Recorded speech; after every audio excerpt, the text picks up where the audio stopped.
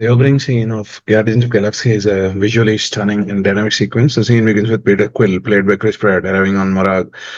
Quill steps out of his spacecraft, the Milano, and dons his signature mask with a glowing red eyes. The mask, with equipped technology, allows him to breathe and navigate the harsh environment. As he walks across this rocky surface, he activates a holographic map. As he makes his way through the ancient civilization, Peter encounters small dinosaur-like creatures. The planet appears lifeless at first, but later he shines a beam of light from his mask, illuminating the surroundings. As Peter searches the ancient temple beneath the surface, inside he finds a mysterious orb. Peter expertly fights them off using his blasters to shoot lasers and fend off the attackers. Peter manages to grab the orb and secure in a special container as the temple around him begins to collapse. With the orb in hand, Peter heads back to the ship and removes his mask, revealing his face for the first time. As Korat delivers his message, we see Ronan for the first time. He's emerging from a ritualistic bath of dark liquid surrounded by his acolytes. The visual is unsettling as the liquid resembles some oil or some inky substance, giving the impression that Ronan is reborn from darkness. Ronan, played by Lee Pace, is dressed in his full body armor, which is adorned with Kree symbols. His face is painted with black markings that make him look even more menacing. He steps out of the liquid, and then there is followers who bow before him. This sets the tone for Ronan as a fanatical zealot. Ronan is a member of the Kree, a powerful militaristic race in Marvel Universe. He harbors a deep hatred for Xandarians, who are the inhabitants of the planet Xandar. The hatred stems from a long-standing conflict between the Kree and the Gandarians, and the Ronans view that enemies must be eradicated. Ronan's ultimate goal is to acquire the orb, which is revealed to contain one of the Infinity Stones, the Power Stone. The Power Stone, Ronan believes he can destroy Xandar and exact his revenge. So he forms an uneasy alliance with Thanos, the Mad Titan, who is seeking Infinity Stones to achieve his own ends. Ronan is a prideful and ambitious character and ultimately decides to keep the Power Stone for himself, realizing his true potential. He declares with the stone he no longer needs Thanos' help and can carry out his vendetta against Xandar, but that is later. So it seems that there might be some confusion with the name. And then there is also on the planet Marag, there is a girl buried who is also inside the thing, inside the his ship, and he forgets that he was with her and before entering the Marag planet. So showing us how playful he is and how forgetful he is, and he has flings left and right. Peter Quill, what I meant to say. Peter Quill is wearing his signature leather jackets and headphones in the introduction scene. I'm sorry, when he gradually strolls through the crowded market of Xandar. Obviously, he doesn't know what is the dangers that are about to unfold. Rocket is genetically modified raccoon with a penchant for trouble, and he has a friend, very trusted friend, very confident, very loyal friend, Groot. Rocket is a device that scans for potential bounties, and his eyes light up when he spots Peter Quill, who has a bounty of 40,000 units on his head. Rocket excitedly discusses the potential payday with Groot, who responds with the usual "I am Groot." Their plan is simple: capture Quill and collect the bounty. Gamora, meanwhile, deadly assassin and the adopted daughter of Thanos, is also on Xandar, ready to retrieve her orb for her own reasons. She spots Quill and begins to follow him with a determined look. That the orb is in his possession and eager to retrieve it. As Quill walks through the market, there is a Rocket and a Groot spring into action, and Rocket fires his net gun that wraps around Quill, who struggles to break free. At the same moment, Gamora enters, knocking Quill down and attempting to steal the orb. Quill, however, isn't want to go down easily. He retaliates, and the three of them begin to brawl in the middle of the market. And Rocket uses gadgets to subdue Quill and Gamora, while Groot extends his wooden limbs to capture Quill. Gamora is relentless in his pursuit of Hop. She fights with agility and precision, kicking and punching Quill, who barely manages to dodge and block her attacks. The fight escalates, with Quill using his jet boots to escape Groot's grasp, only to be tackled by Rocket. The three continue to battle in the market, knocking over stalls, causing mayhem. Groot, with his powerful arm, tries to grab anyone who gets too close, while Rocket gleefully fires his blaster and enjoying the chaos. The antics don't go unnoticed. The Nova Corps, the intergalactic police of the Ganda, quickly arrive. They capture Peter. Ever the charmer tries to walk his way out of the situation. Gamera is having none of it. She sneers at him, clearly unimpressed by his attempt to sweet talk, and punches him for one last good measure before they're all taken into custody. Following the arrest, we cut to a scene where Nova Prima, Irani Rael, the leader of Nova Corps, is seen in a video call where she is actually discussing how catastrophic this orb is for Xandar and how Ronan is trying to seek the orb for nefarious purposes. And then Then the team end up in Kill in the prison, and there Gamora has a lot of fights, and Peter's poured with lot of pink liquids, and he wants his Walkman back, which he loves it. In the opening scene, we can see it. It is called Volume Mix One, which has very great songs. And Groot is the sentient like creature. Drax's combat skills come in handy when they escape with the prison guards. He's constantly pummeling them, beating them up, and all that. Gamora's fights of thugs using her combat skills. She's very agile in hand-to-hand combat, and the guardians manage to escape the necessary things with the help of they lift the capsule up with the help of those flying small crafts in the prison that are trying to control the prison. Rocket is able to hack them. He lifts them up and he takes off into space and escapes. That is the teamwork of Peter Quill, Gamora, Drax, and Groot work together to fight off enemies. And this is the escape. And Groot actually enables them to pull the battery off. And it's a teamwork, complete teamwork. And Guardians show their individual skills and their ability to work under pressure. And Gamora's fighting prowess, Drax's physical toughness, all this come in handy.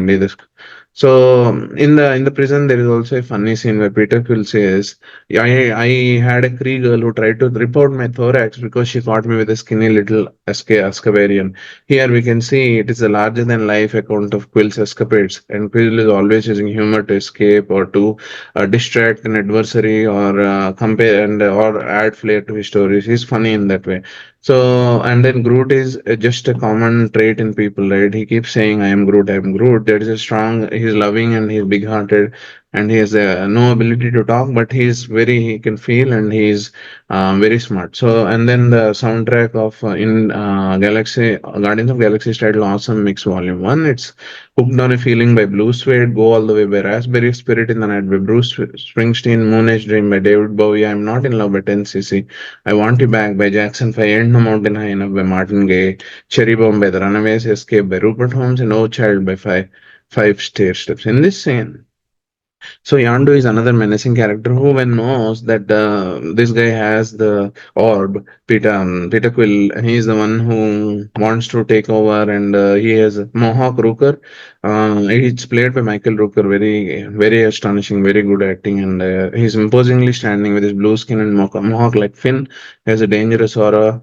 And Yondu is threatening him. He wields a whistle controlled arrow menacingly. The arrow, a highly advanced and deadly weapon, can become directed with precision that adds a palpable sense of danger to the scene. Yondu's control of the arrow is a significant focal point. He demonstrates its power and accuracy and whistling to guide it. The weapon has an ability to slice through obstacles with ease and underscores Yandu's threat.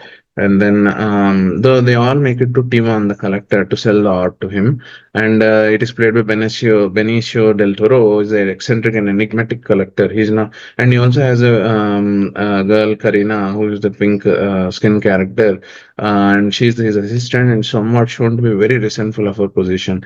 So there is dissatisfaction, frustration with Ivan with her, and their relationship is not amicable, and she's a slave, but they have a lot of grievances. Karina is shown to be working with Ivan, and Peter will Tivan explains about the Power Stone, how Ronan wants it, and Thanos wants it, and why they want it, and but these guys just clearly want the money. They don't know that this Power Stone can destroy entire worlds with just a touch. Anything living will get destroyed. So they take the orb with them and they escape. And then what happens is they reach to and then finally they reach to the planet, but they get caught in the meanwhile. And there is an extraordinary scene where Peter Quill is trying to save Gamora with his mask. They are floating in the mask, and he's using her mask. And there is an otherworldly glow, and it is where they can actually and criminals end up there, and it is there that Timon is located, right? So Ronan the Drax brings Ronan over there with through a message by killing one of his followers. Before that, he sends a message, and Ronan is there. Yondu is also there because he also knows that Peter Quill is on the same area, and he also understands that Groot with the rocket raccoon is also there, and then Groot is sentient like creature. Um, and it has Power Stone has the ability to both create and destroy worlds. So that is the power of this stone, and that is the theme of the Infinity Stones as instruments of immense power. So Ronan wants it, Thanos wants it, and they all end up in Xander now, and that is how, because Ronan is acquired the stone, and then they all make it to Xander. And now Ronan is able to posing in sleek lines and foreboding presence. Orb is heading towards his mothership, hinting at the impending confrontation. Drax is captured, being transported by Ronan's forces. His vengeful and imposing demeanor takes Drax to the mothership, and the surrounding space is filled with smaller ship mods, each equipped with mechanical arms and appendages. These ships are reminiscent of the advanced alien technology, making the scene a whirlwind of motion and tension. Floating in the vast space, Gamora's struggle is mothership that is heading towards Xander, and the battle is escalated. The Guardians, in a desperate attempt to stop Ronan, the Power Stone is glowing in his Hadrian's enforcer that Ronan carries.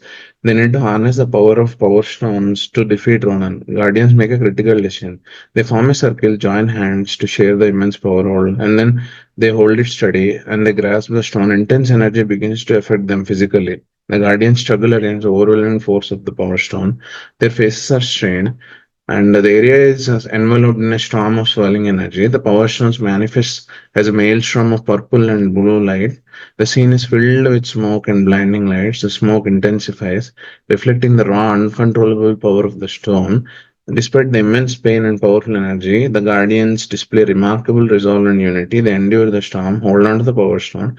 Ronan, who stands nearby, watches in disbelief as the Guardians manage to withstand the power of the stone. As a guardians, they channel it energy into one concentrated blast. Their unity allows them to control the stone and direct it against Ronan. The combined strength of Guardians, fueled by unity and resolve, ultimately allows them to unleash a powerful energy that destroys Ronan's weapon and defeats him.